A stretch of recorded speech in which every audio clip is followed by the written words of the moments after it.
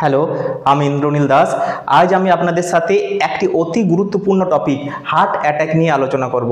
Heart attack কথাটির সঙ্গে আমরা হয়তো সকলে পরিচিত, কিন্তু জানি না যে হার্ট অ্যাটাক কীভাবে হয়। তো চলুন দেখা যাক। এটা মানব হৃৎপিণ্ডের ছবি। মানব হৃৎপিণ্ডের উপরে অক্সিজেন সরবরাহ করে করোনারি ধমনী। দেখুন, আমাদের বেঁচে থাকার জন্য প্রতিটি কোলাকোষের অক্সিজেনের প্রয়োজন। সেরকম হৃৎপিণ্ড যে সারা কন্টিনিউয়াসলি যে কাজ করে যাচ্ছে, হৃৎপিণ্ডেরও কিন্তু অনবরত অক্সিজেনের প্রয়োজন। তো হৃৎপিণ্ডের মধ্যে এই অক্সিজেন সরবরাহ করে করোনারি ধমনী বা করোনারি আর্টারি। অক্সিজেন সরবরাহ করে করোনারি আর্টারি বা করোনারি ধমনী।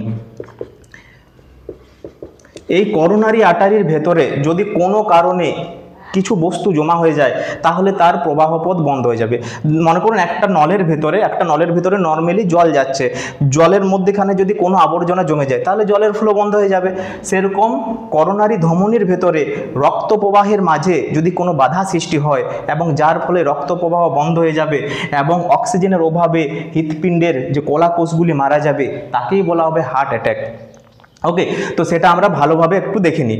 তো দেখুন, এখানে যদি করোনারি ধমনীর কিছু অংশকে আমরা এখানে তুলে নিয়ে এলাম। করোনারি ধমনীকে এটা আমরা দেখছি যে করোনারি ধমনীর ভেতরে যদি নর্মাল থাকে, নর্মাল যদি কোনো ব্লকেজ বা কোনো বস্তু জমা না হয়, তাহলে করোনারি ধমনীর ভেতরে দিয়ে রক্ত সরবরাহ কন্টিনিউয়াসলি চলতে থাকবে। কিন্তু কোনো কারণে যদি করোনারি ধমনীর ভেতরে কোলেস্টেরল কিংবা ফ্যাট জাতীয় পদার্থ, ক্যালসিয়াম জাতীয় পদার্থ কিংবা অন্যান্য বর্জ্য পদার্থ জমা হয়, তখন তাকে বলা হবে প্লাক। প্লাক মানে হচ্ছে কোনো অবাঞ্ছিত বস্তু যদি করোনারি ধমনীর ভেতরে জমে যায়, সেই বস্তুকে বলা হচ্ছে প্লাক।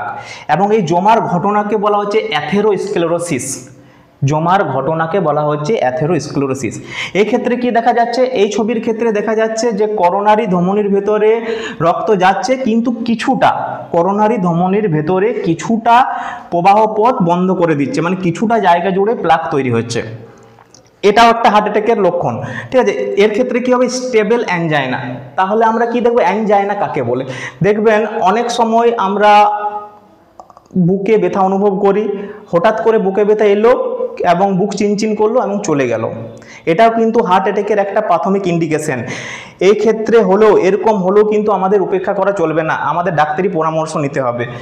তাহলে কি হচ্ছে? এটা হচ্ছে স্টেবল এনজাইনা। এর ক্ষেত্রে মেডিকেল ট্রিটমেন্টের প্রয়োজন অবশ্যই আছে, কিন্তু মানুষ না করালেও সেরকম কোনো হৃৎপিণ্ডের অসুবিধা হবে না।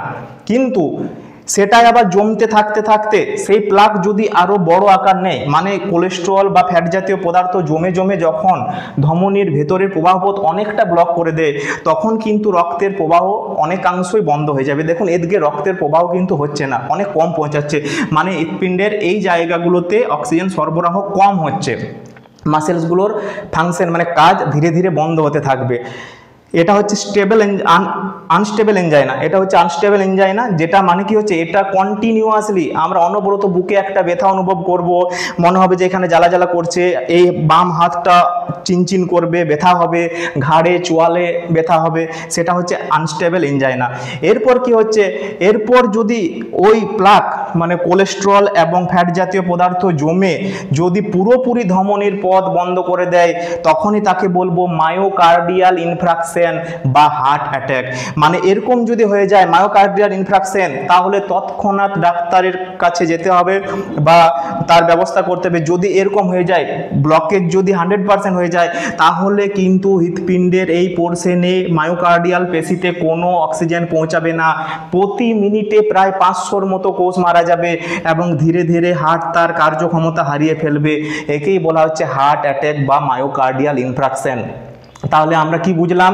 মায়োকার্ডিয়াল ইনফ্রাকশন বা হার্ট অ্যাটাক হলো হার্টের মধ্যে যে করোনারি ধমনী আছে, তার মধ্যে কোলেস্টেরল, ফ্যাট জাতীয় পদার্থ, ক্যালসিয়াম জাতীয় পদার্থ বা অন্যান্য বর্জ্য পদার্থ জমা হয়ে যদি রক্ত প্রবাহ বন্ধ করে দেয় এবং রক্তের সাথে যে অক্সিজেন পরিবাহিত হয়, সেই অক্সিজেন প্রবাহটা যদি হৃৎপিণ্ডের পেশির মধ্যে না পৌঁছায়, তাহলে হৃৎপিণ্ড ধীরে ধীরে কাজ করা বন্ধ করে দেবে এবং হৃৎপিণ্ডের কোষগুলি মারা যাবে।